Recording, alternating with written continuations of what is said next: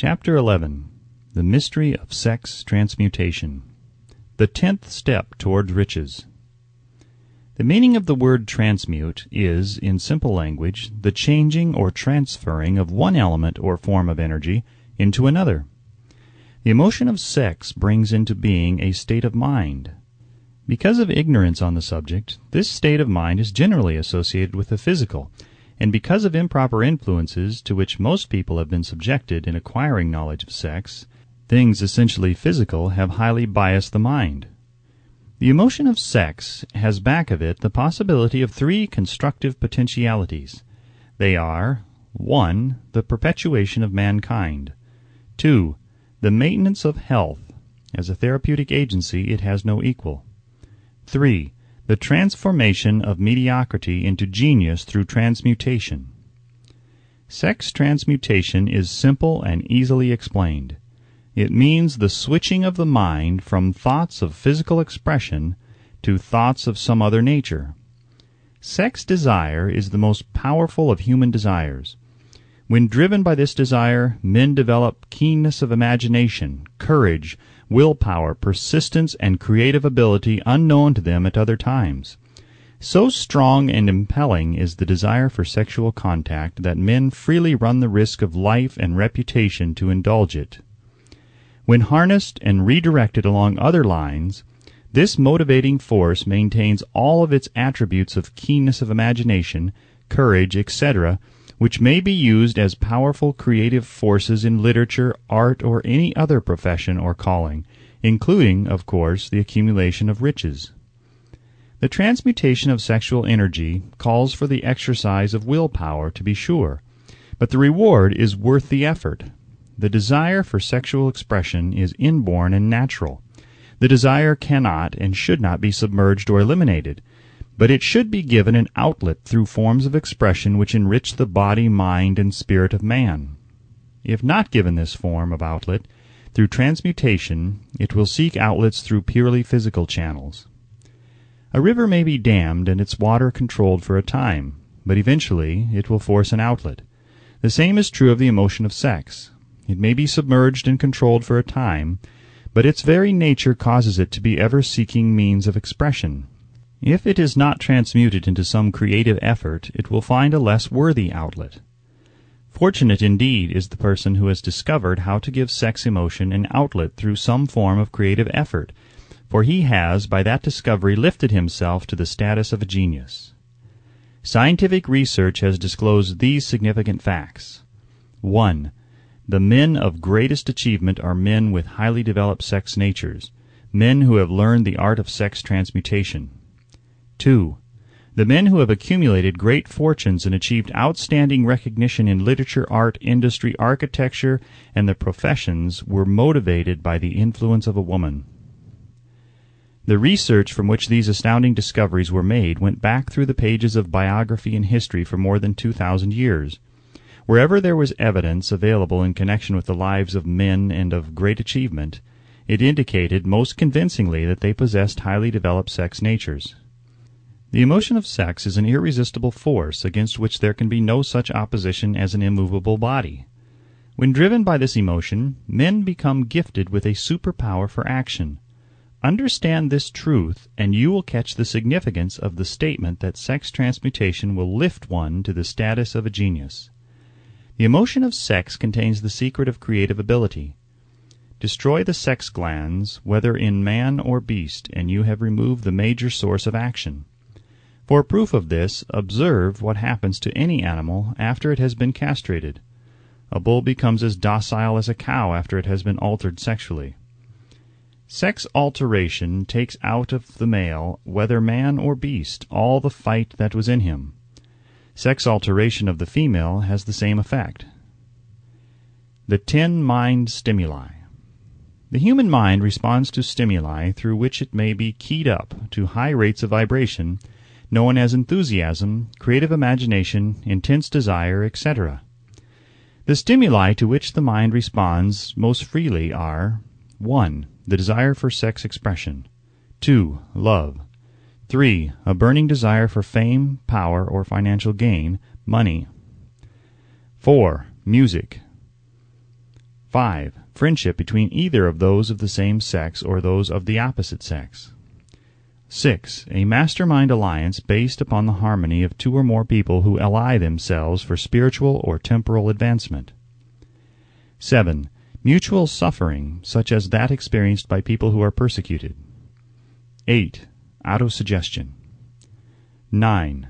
Fear. 10. Narcotics and alcohol. The desire for sex expression comes at the head of the list of stimuli which most effectively step up the vibrations of the mind and start the wheels of physical action.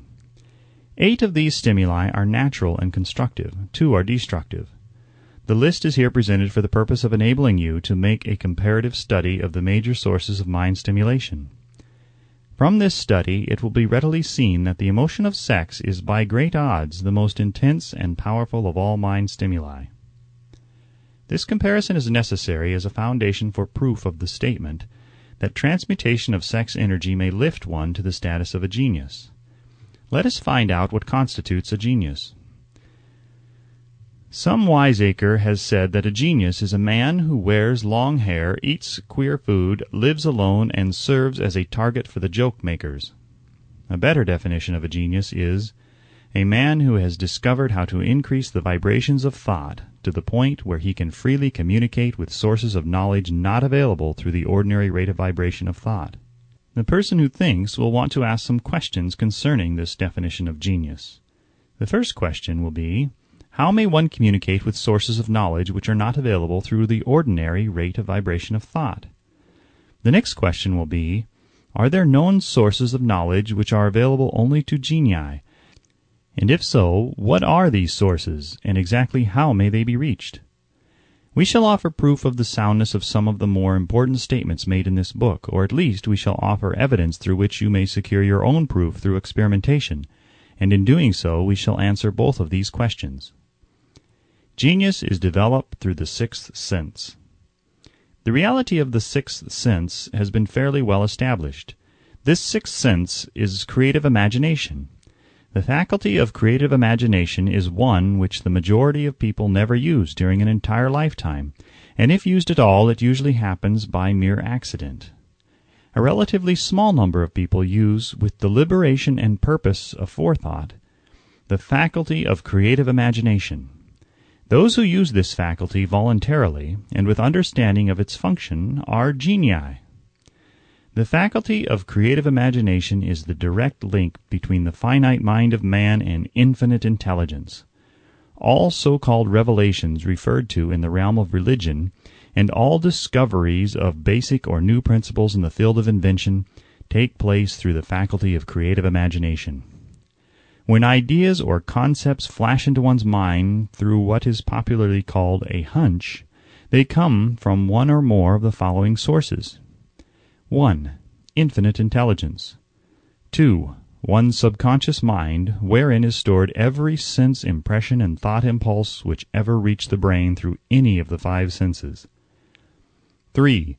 From the mind of some other person who has just released the thought or picture of the idea or concept through conscious thought, or 4. From the other person's subconscious storehouse. There are no other known sources from which inspired ideas or hunches may be received. The creative imagination functions best when the mind is vibrating due to some form of mind stimulation at an exceedingly high rate, that is, when the mind is functioning at a rate of vibration higher than that of ordinary normal thought. When brain action has been stimulated through one or more of the 10 mind stimulants, it has the effect of lifting the individual far above the horizon of ordinary thought, and permits him to envision distance, scope, and quality of thoughts not available on the lower plane, such as that occupied while one is engaged in the solution of the problems of business and professional routine. When lifted to this higher level of thought, through any form of mind stimulation, an individual occupies, relatively, the same position as one who has ascended in an airplane to a height from which he may see over and beyond the horizon line, which limits his vision while on the ground. Moreover, while on this higher level of thought, the individual is not hampered or bound by any of the stimuli which circumscribe and limit his vision while wrestling with the problems of gaining the 3 basic necessities of food, clothing, and shelter. He is in a world of thought in which the ordinary workaday thoughts have been as effectively removed as are the hills and valleys and other limitations of physical vision when he rises in an airplane. While on this exalted plane of thought, the creative faculty of the mind is given freedom for action. The way has been cleared for the sixth sense to function. It becomes receptive to ideas which could not reach the individual under any other circumstances. The sixth sense is the faculty which marks the difference between a genius and an ordinary individual. The creative faculty becomes more alert and receptive to vibrations originating outside the individual's subconscious mind. The more this faculty is used, and the more the individual relies upon it and makes demands upon it for thought impulses. This faculty can be cultivated and developed only through use. That which is known as one's conscious operates entirely through the faculty of the sixth sense.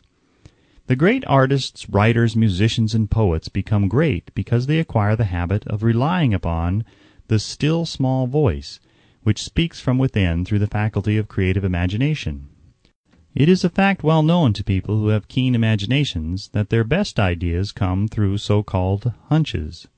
There is a great orator who does not attain to greatness until he closes his eyes and begins to rely entirely upon the faculty of creative imagination.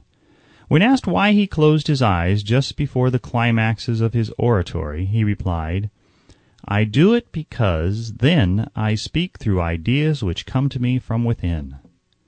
One of America's most successful and best-known financiers followed the habit of closing his eyes for 2 or 3 minutes before making a decision. When asked why he did this, he replied, "With my eyes closed, I am able to draw upon a source of superior intelligence." The late Dr. Elmer R. Gates of Chevy Chase, Maryland, created more than 200 useful patents, many of them basic, through the process of cultivating and using the creative faculty. His method is both significant and interesting to one interested in attaining to the status of genius, in which category Dr. Gates unquestionably belonged. Dr. Gates was one of the really great, though less publicized, scientists of the world.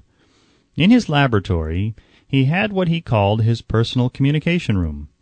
It was practically soundproof and so arranged that all light could be shut out. It was equipped with a small table on which he kept a pad of writing paper. In front of the table on the wall was an electric push-button which controlled the lights. When Dr. Gates desired to draw upon the forces available to him through his creative imagination, he would go into this room, seat himself at the table, shut off the lights, and concentrate upon the known factors of the invention on which he was working, remaining in that position until ideas began to flash into his mind in connection with the unknown factors of the invention. On one occasion, ideas came through so fast that he was forced to write for almost 3 hours. When the thoughts stopped flowing and he examined his notes, he found that they contained a minute description of principles which had not a parallel among the known data of the scientific world. Moreover, the answer to his problem was intelligently presented in those notes. In this manner, Dr. Gates completed over 200 patents, which had been begun, but not completed, by half-baked brains. Evidence of the truth of this statement is in the United States Patent Office. Dr. Gates earned his living by sitting for ideas, for individuals and corporations. Some of the largest corporations in America paid him substantial fees by the hour for sitting for ideas. The reasoning faculty is often faulty, because it is largely guided by one's accumulated experience. Not all knowledge which one accumulates through experience is accurate. Ideas received through the creative faculty are much more reliable for the reason that they come from sources more reliable than any which are available to the reasoning faculty of the mind. The major difference between the genius and the ordinary crank inventor may be found in the fact that the genius works through his faculty of creative imagination, while the crank knows nothing of this faculty. The scientific inventor, such as Mr. Edison and Dr. Gates, makes use of both the synthetic and the creative faculties of imagination. For example, the scientific inventor or genius begins an invention by organizing and combining the known ideas or principles accumulated through experience, through the synthetic faculty, the reasoning faculty. If he finds this accumulated knowledge to be insufficient for the completion of his invention, he then draws upon the sources of knowledge available to him through his creative faculty. The method by which he does this varies with the individual, but this is the sum and substance of his procedure. 1. He stimulates his mind so that it vibrates on a higher than average plane, using one or more of the 10 mind stimulants or some other stimulant of his choice. 2. He concentrates upon the known factors, the finished part, of his invention, and creates in his mind a perfect picture of unknown factors, the unfinished part of his invention. He holds this picture in his mind until it has been taken over by the subconscious mind, then relaxes by clearing his mind of all thought and waits for his answers to flash into his mind. Sometimes the results are both definite and immediate. At other times the results are negative, depending upon the state of development of the sixth sense or creative faculty. Mr. Edison tried out more than 10,000 different combinations of ideas through the synthetic faculty of his imagination before he tuned in through the creative faculty and got the answer which perfected the incandescent light. His experience was similar when he produced the talking machine. There is plenty of reliable evidence that the faculty of creative imagination exists. This evidence is available through accurate analysis of men who have become leaders in their respective callings without having had extensive educations. Lincoln was a notable example of a great leader who achieved greatness through the discovery and use of his faculty of creative imagination.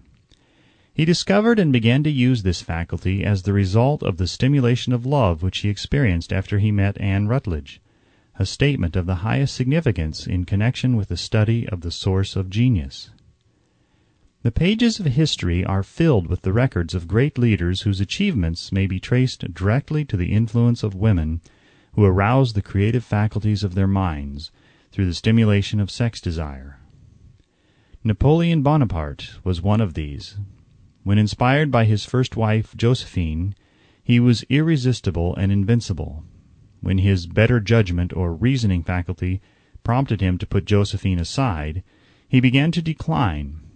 His defeat and St. Helena were not far distant. If good taste would permit, we might easily mention scores of men, well known to the American people, who climbed to great heights of achievement under the stimulating influence of their wives, only to drop back to destruction after money and power went to their heads and they put aside the old wife for a new one.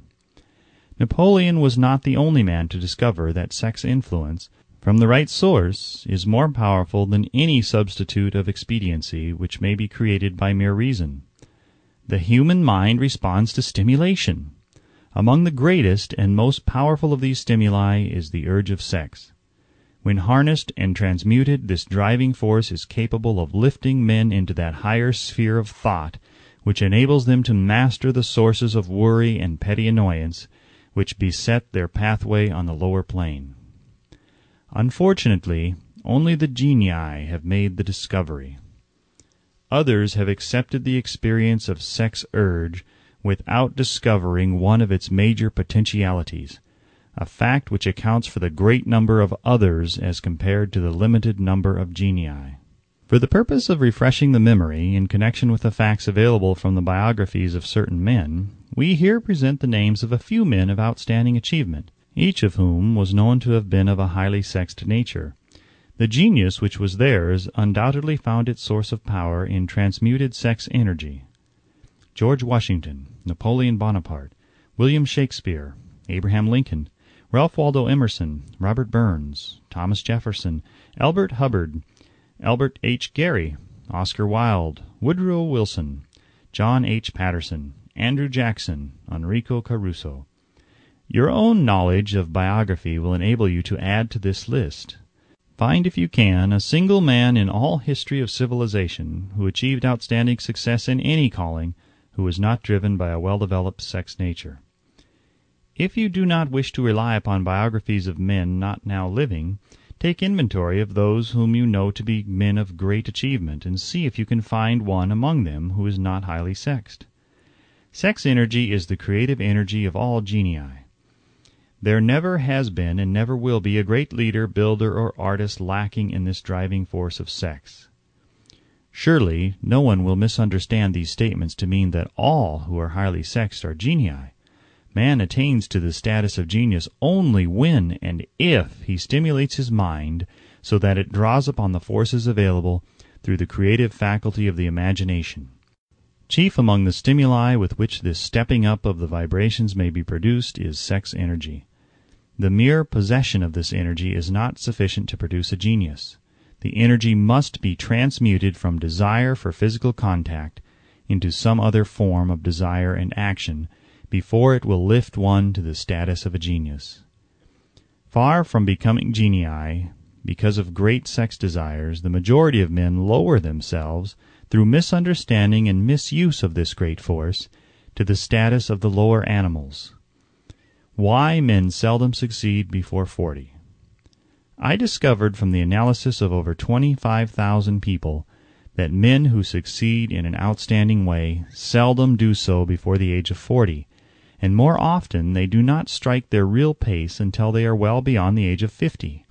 This fact was so astounding that it prompted me to go into the study of its cause most carefully, carrying the investigation over a period of more than 12 years. This study disclosed the fact that the major reason why the majority of men who succeeded do not begin to do so before the age of 40 to 50 is their tendency to dissipate their energies through overindulgence in physical expression of the emotion of sex.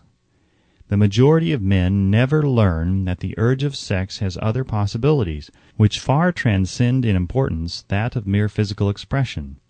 The majority of those who make this discovery do so after having wasted many years at a period when the sex energy is at its height, prior to the age of 45 to 50.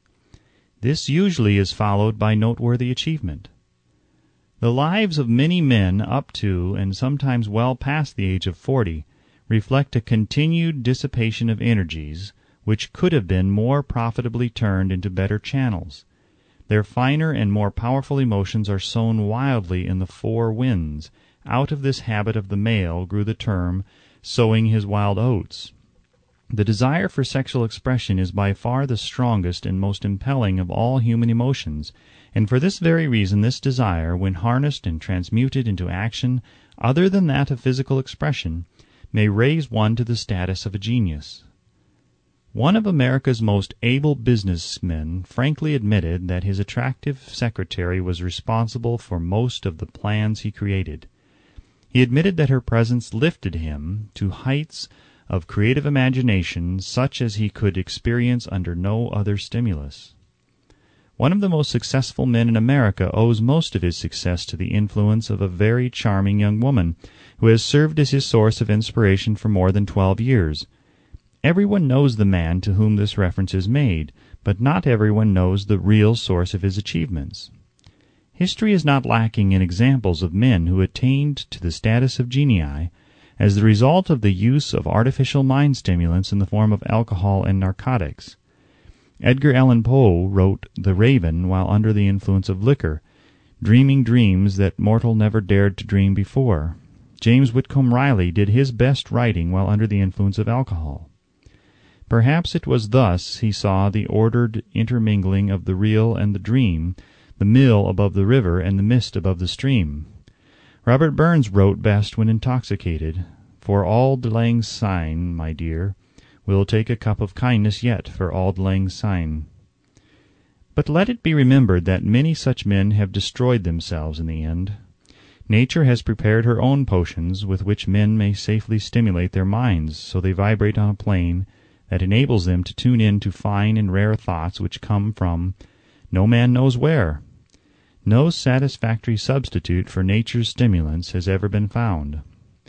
It is a fact well known to psychologists that there is a very close relationship between sex desires and spiritual urges, a fact which accounts for the peculiar behavior of people who participate in the orgies known as religious revivals, common among the primitive types. The world is ruled and the destiny of civilization is established by the human emotions. People are influenced in their actions not by reason so much as by feelings. The creative faculty of the mind is set into action entirely by emotions and not by cold reason. The most powerful of all human emotions is that of sex. There are other mind stimulants, some of which have been listed, but no one of them, nor all of them combined, can equal the driving power of sex. A mind stimulant is any influence which will either temporarily or permanently increase the vibrations of thought. The 10 major stimulants described are those most commonly resorted to. Through these sources one may commune with an infinite intelligence, or enter at will the storehouse of the subconscious mind, either one's own or that of another person, a procedure which is all there is of genius. A teacher who has trained and directed the efforts of more than 30,000 salespeople made the astounding discovery that highly sexed men are the most efficient salesmen. The explanation is that the factor of personality known as personal magnetism is nothing more or less than sex energy. Highly sexed people always have a plentiful supply of magnetism. Through cultivation and understanding, this vital force may be drawn upon and used to great advantage in the relationships between people. This energy may be communicated to others through the following media. 1. The handshake. The touch of the hand indicates instantly the presence of magnetism or the lack of it. 2. The tone of voice. Magnetism, or sex energy, is the factor with which the voice may be colored or made musical and charming. 3. Posture and carriage of the body. Highly sexed people move briskly and with grace and ease. 4. The vibrations of thought. Highly sexed people mix the emotion of sex with their thoughts, or may do so at will, and in that way may influence those around them. 5. Body adornment. People who are highly sexed are usually very careful about their personal appearance. They usually select clothing of a style becoming to their personality, physique, complexion, etc. When employing salesmen, the more capable sales manager looks for the quality of personal magnetism as the first requirement of a salesman. People who lack sex energy will never become enthusiastic, nor inspire others with enthusiasm, and enthusiasm is one of the most important requisites in salesmanship, no matter what one is selling. The public speaker, orator, preacher, lawyer, or salesman who is lacking in sex energy is a flop, as far as being able to influence others is concerned. Couple with this the fact that most people can be influenced only through an appeal to their emotions, and you will understand the importance of sex energy as a part of the salesman's native ability. Master salesmen attain the status of mastery in selling because they, either consciously or unconsciously, transmute the energy of sex into sales enthusiasm. In this statement may be found a very practical suggestion as to the actual meaning of sex transmutation. The salesman who knows how to take his mind off the subject of sex and direct it in sales effort with as much enthusiasm and determination as he would apply to its original purpose, has acquired the art of sex transmutation, whether he knows it or not. The majority of salesmen who transmute their sex energy do so without being in the least aware of what they are doing or how they are doing it. Transmutation of sex energy calls for more willpower than the average person cares to use for this purpose. Those who find it difficult to summon willpower sufficient for transmutation may gradually acquire this ability. Though this requires willpower, the reward for the practice is more than worth the effort. The entire subject of sex is one with which the majority of people appear to be unpardonably ignorant. The urge of sex has been grossly misunderstood, slandered, and burlesqued by the ignorant and the evil-minded for so long that the very word sex is seldom used in polite society. Men and women who are known to be blessed, yes, blessed with highly sexed natures, are usually looked upon as being people who will bear watching. Instead of being called blessed, they are usually called cursed. Millions of people, even in this age of enlightenment, have inferiority complexes which they developed because of this false belief that a highly sexed nature is a curse. These statements of the virtue of sex energy should not be construed as justification for the libertine. The emotion of sex is a virtue only when used intelligently and with discrimination. It may be misused, and often is, to such an extent that it debases instead of enriches both body and mind. The better use of this power is the burden of this chapter. It seemed quite significant to the author when he made the discovery that practically every great leader whom he had the privilege of analyzing, was a man whose achievements were largely inspired by a woman. In many instances, the woman in the case was a modest, self-denying wife, of whom the public had heard but little or nothing. In a few instances, the source of inspiration has been traced to the other woman. Perhaps such cases may not be entirely unknown to you. Intemperance in sex habits is just as detrimental as intemperance in habits of drinking and eating. In this age in which we live, an age which began with the World War, intemperance in habits of sex is common. This orgy of indulgence may account for the shortage of great leaders. No man can avail himself of the forces of his creative imagination while dissipating them. Man is the only creature on earth which violates nature's purpose in this connection. Every other animal indulges its sex nature in moderation and with purpose which harmonizes with the laws of nature. Every other animal responds to the call of sex only in season. Man's inclination is to declare open season. Every intelligent person knows that stimulation in excess, through alcoholic drink and narcotics, is a form of intemperance which destroys the vital organs of the body, including the brain. Not every person knows, however, that overindulgence in sex expression may become a habit as destructive and as detrimental to creative effort as narcotics or liquor. A sex-mad man is not essentially different than a dope-mad man. Both have lost control over their faculties of reason and willpower. Sexual overindulgence may not only destroy reason and willpower, but it may also lead to either temporary or permanent insanity. Many cases of hypochondria, imaginary illness, grow out of habits developed in ignorance of the true function of sex. From these brief references to the subject, it may be readily seen that ignorance on the subject of sex transmutation forces stupendous penalties upon the ignorant on the one hand, and withholds from them equally stupendous benefits on the other. Widespread ignorance on the subject of sex is due to the fact that the subject has been surrounded with mystery and beclouded by dark silence. The conspiracy of mystery and silence has had the same effect upon the minds of young people that the psychology of prohibition had. The result has been increased curiosity and desire to acquire more knowledge on this verboten subject. And, to the shame of all lawmakers and most physicians, by training best qualified to educate youth on that subject, information has not been easily available.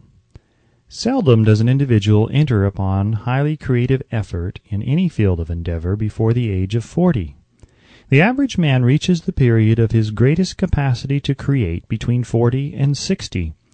These statements are based upon analysis of thousands of men and women who have been carefully observed.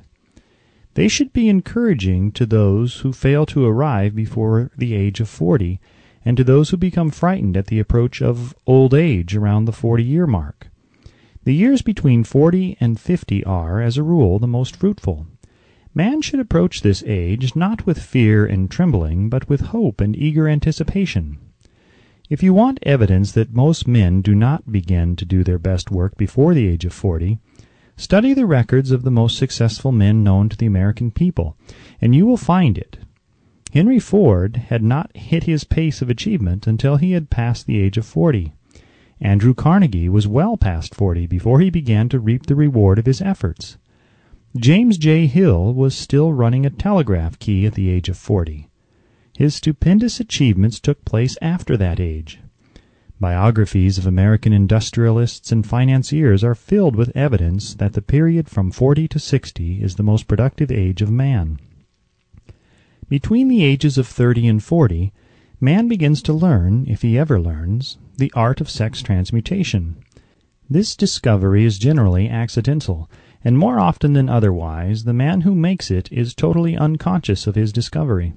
He may observe that his powers of achievement have increased around the age of 35 to 40, but in most cases he is not familiar with the cause of this change, that nature begins to harmonize the emotions of love and sex in the individual between the ages of 30 and 40, so that he may draw upon these great forces and apply them jointly as stimuli to action. Sex alone is a mighty urge to action, but its forces are like a cyclone. They are often uncontrollable. When the emotion of love begins to mix itself with the emotion of sex, the result is calmness of purpose, poise, accuracy of judgment, and balance. What person who has attained to the age of 40 is so unfortunate as to be unable to analyze these statements and to corroborate them by his own experience? When driven by his desire to please a woman, based solely upon the emotion of sex, a man may be, and usually is, capable of great achievement, but his actions may be disorganized, distorted, and totally destructive. When driven by his desire to please a woman, based upon the motive of sex alone, a man may steal, cheat, and even commit murder. But when the emotion of love is mixed with the emotion of sex, that same man will guide his actions with more sanity, balance, and reason. Criminologists have discovered that the most hardened criminals can be reformed through the influence of a woman's love. There is no record of a criminal having been reformed solely through the sex influence. These facts are well known, but their cause is not. Reformation comes, if at all, through the heart or emotional side of man, not through his head or reasoning side. Reformation means a change of heart. It does not mean a change of head. A man may, because of reason, make certain changes in his personal conduct to avoid the consequences of undesirable effects, but genuine reformation comes only through a change of heart, through a desire to change. Love, romance, and sex are all emotions capable of driving men to heights of superachievement. Love is the emotion which serves as a safety valve, and ensures balance, poise, and constructive effort. When combined, these three emotions may lift one to an altitude of a genius. There are genii, however, who know but little of the emotion of love. Most of them may be found engaged in some form of action which is destructive, or at least not based upon justice and fairness toward others. If good taste would permit, a dozen genii could be named in the field of industry and finance, who ride ruthlessly over the rights of their fellow men. They seem totally lacking in conscience. The reader can easily supply his own list of such men. The emotions are states of mind. Nature has provided man with a chemistry of the mind which operates in a manner similar to the principles of chemistry of matter. It is a well-known fact that through the aid of chemistry of matter, a chemist may create a deadly poison by mixing certain elements, none of which are in themselves harmful in the right proportions. The emotions may likewise be combined so as to create a deadly poison. The emotions of sex and jealousy, when mixed, may turn a person into an insane beast. The presence of any one or more of the destructive emotions in the human mind, through the chemistry of the mind, sets up a poison which may destroy one's sense of justice and fairness. In extreme cases, the presence of any combination of these emotions in the mind may destroy one's reason. The road to genius consists of the development, control, and use of sex, love, and romance. Briefly, the process may be stated as follows. Encourage the presence of these emotions as the dominating thoughts in one's mind, and discourage the presence of all the destructive emotions. The mind is a creature of habit. It thrives upon the dominating thoughts fed it. Through the faculty of willpower, one may discourage the presence of any emotion and encourage the presence of any other. Control of the mind through the power of will is not difficult. Control comes from persistence and habit. The secret of control lies in understanding the process of transmutation. When any negative emotion presents itself in one's mind, it can be transmuted into a positive or constructive emotion by the simple procedure of changing one's thoughts. There is no other road to genius than through voluntary self-effort. A man may attain to great heights of financial or business achievement solely by the driving force of sex energy, but history is filled with evidence that he may, and usually does, carry with him certain traits of character which rob him of the ability to either hold or enjoy his fortune. This is worthy of analysis, thought, and meditation, for it states a truth, the knowledge of which may be helpful to women as well as men. Ignorance of this has cost thousands of people their privilege of happiness, even though they possessed riches. The emotions of love and sex leave their unmistakable marks upon the features. Moreover, these signs are so visible that all who wish may read them. The man who is driven by the storm of passion, based upon sex desires alone, plainly advertises that fact to the entire world by the expression of his eyes and the lines of his face. The emotion of love, when mixed with the emotion of sex, softens, modifies, and beautifies the facial expression. No character analyst is needed to tell you this. You may observe it for yourself. The emotion of love brings out and develops the artistic and aesthetic nature of man. It leaves its impress upon one's very soul, even after the fire has been subdued by time and circumstance. Memories of love never pass. They linger, guide, and influence long after the source of stimulation has faded. There is nothing new in this. Every person who has been moved by genuine love knows that it leaves enduring traces upon the human heart. The effect of love endures because love is spiritual in nature. The man who cannot be stimulated to great heights of achievement by love is hopeless. He is dead, though he may seem to live. Even the memories of love are sufficient to lift one to a higher plane of creative effort. The major force of love may spend itself and pass away, like a fire which has burned itself out, but it leaves behind indelible marks as evidence that it has passed that way. Its departure often prepares the human heart for a still greater love. Go back into your yesteryears at times, and bathe your mind in the beautiful memories of past love. It will soften the influence of the present worries and annoyances. It will give you a source of escape from the unpleasant realities of life, and maybe, who knows, your mind will yield to you, during this temporary retreat into the world of fantasy, ideas or plans which may change the entire financial or spiritual status of your life. If you believe yourself unfortunate because you have loved and lost, perish the thought. One who has loved truly can never lose entirely. Love is whimsical and temperamental. Its nature is ephemeral and transitory. It comes when it pleases and goes away without warning. Accept and enjoy it while it remains, but spend no time worrying about its departure. Worry will never bring it back. Dismiss also the thought that love never comes but once. Love may come and go, times without number, but there are no two love experiences which affect one in just the same way. There may be, and there usually is, one love experience which leaves a deeper imprint on the heart than all the others. But all love experiences are beneficial except to the person who becomes resentful and cynical when love makes its departure. There should be no disappointment over love, and there would be none if people understood the difference between the emotions of love and sex. The major difference is that love is spiritual, while sex is biological. No experience which touches the human heart with a spiritual force can possibly be harmful, except through ignorance or jealousy. Love is, without question, life's greatest experience. It brings one into communication with infinite intelligence. When mixed with the emotions of romance and sex, it may lead one far up the ladder of creative effort.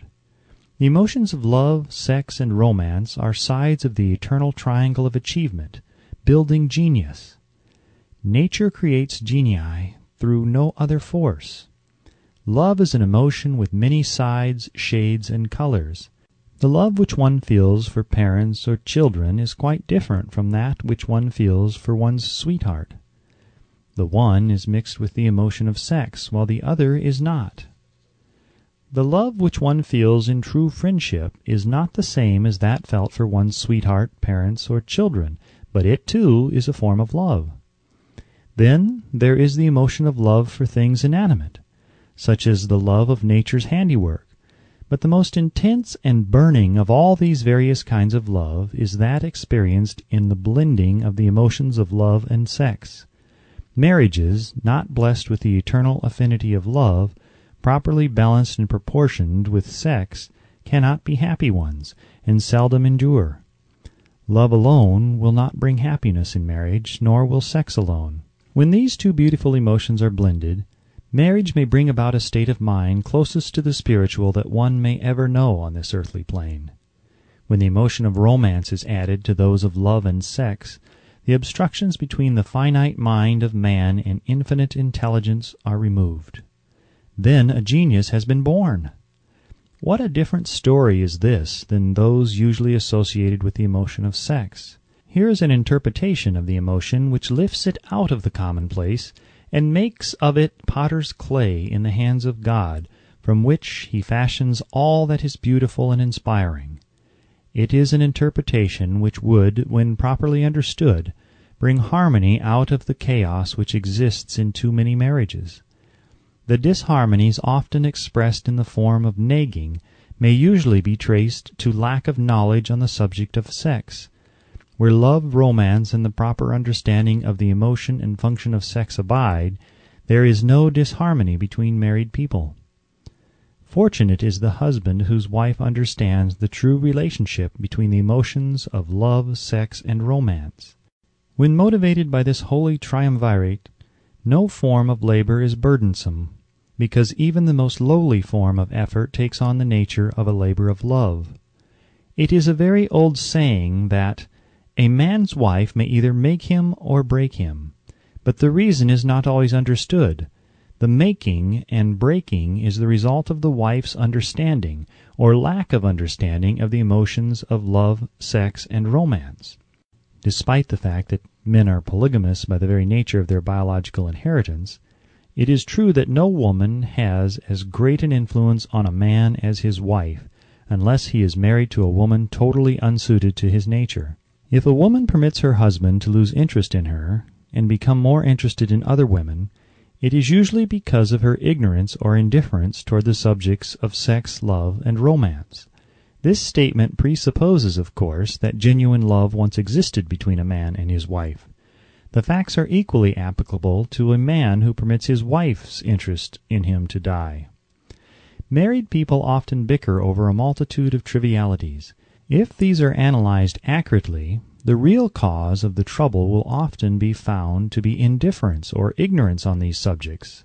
Man's greatest motivating force is his desire to please woman. The hunter who excelled during prehistoric days before the dawn of civilization did so because of his desire to appear great in the eyes of woman. Man's nature has not changed in this respect. The hunter of today brings home no skins of wild animals, but he indicates his desire for her favor by supplying fine clothes, motor cars, and wealth. Man has the same desire to please woman that he had before the dawn of civilization. The only thing that has changed is his method of pleasing. Men who accumulate large fortunes and attain to great heights of power and fame do so mainly to satisfy their desire to please women. Take women out of their lives, and great wealth would be useless to most men. It is this inherent desire of man to please woman which gives woman the power to make or break a man. The woman who understands man's nature and tactfully caters to it need have no fear of competition from other women. Men may be giants with indomitable willpower when dealing with other men, but they are easily managed by the woman of their choice. Most men will not admit that they are easily influenced by the women they prefer, because it is in the nature of the male to want to be recognized as the stronger of the species.